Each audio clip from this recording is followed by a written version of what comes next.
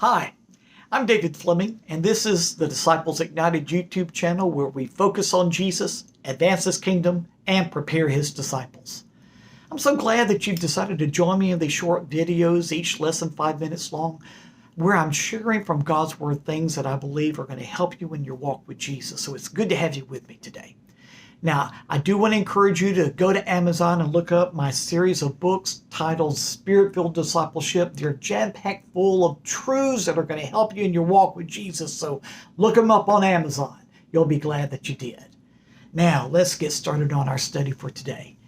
I've been teaching on the life and ministry of David, and today I'm going to share that while the Word tells us that David had a heart after God, we also see that David had some real issues in his life that needed to be dealt with if he was going to fulfill his destiny.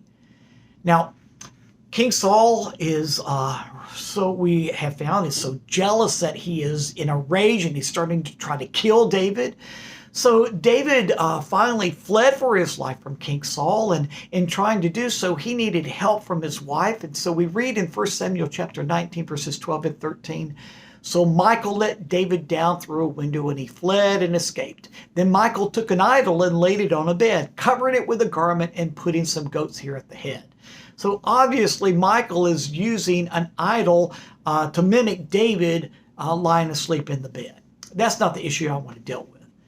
The issue is this: what is an idol doing in David's house? I mean, at the very least, this reveals compromise in David's life. I mean, he is the head of the family. Why does he allow an idol in his house for? Well, David did escape. He went to Ramah, where he met Prophet Samuel and Jonathan and received some spiritual encouragement. But then he went to Nob, where he met with Ahimelech the priest. This is what happened when he met Ahimelech. We read about it in 1 Samuel 21, verse 1. David went to Nob, to Ahimelech the priest. Ahimelech trembled when he met him and asked, "Why are you alone? Why is no one with you?" Ahimelech immediately felt that something was wrong. I mean, if David was truly on a king's mission, he would have his whole army with him. But David was alone. Well, David lied.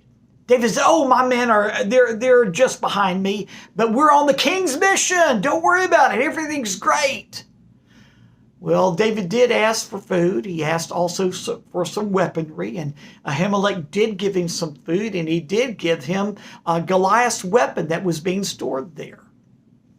But things did not end well for Ahimelech. When King Saul found out that Ahimelech had helped David, he killed not only Ahimelech, but he killed his entire family. Only one escaped. He escaped and went to David and told him what had happened. And David said, "I am responsible for the death of your entire family." He felt so bad. But what brought that about? David lied. David deceived the priest to get what he wanted. Well, David next went to Gath. Now, you've heard of Gath. Gath was the city where Goliath had come from. Now, David obviously was afraid for his life, and he felt desperate, and so he made a major mistake. He fled for safety into the hands of the enemy. Oh! David got himself into a real mess when he went to Gath.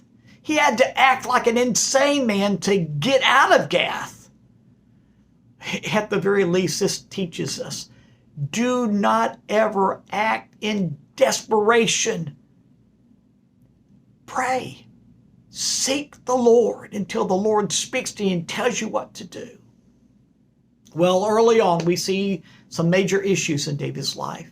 Yeah, he had a heart after God, but he also had some major changes in his life that needed to take place before he was going to be able to fulfill his destiny. You too, my friend, may have a heart after the Lord like David, but let me assure you, that as you walk with Jesus, He's going to start revealing to you the changes that need to be made in your life so that you can fulfill your destiny. So I want to encourage you, as you walk with Jesus, let the Lord have His way in your life, and He's going to do some major changes. And in doing so, He's going to be preparing you to fulfill your destiny, just like He did David. See you tomorrow.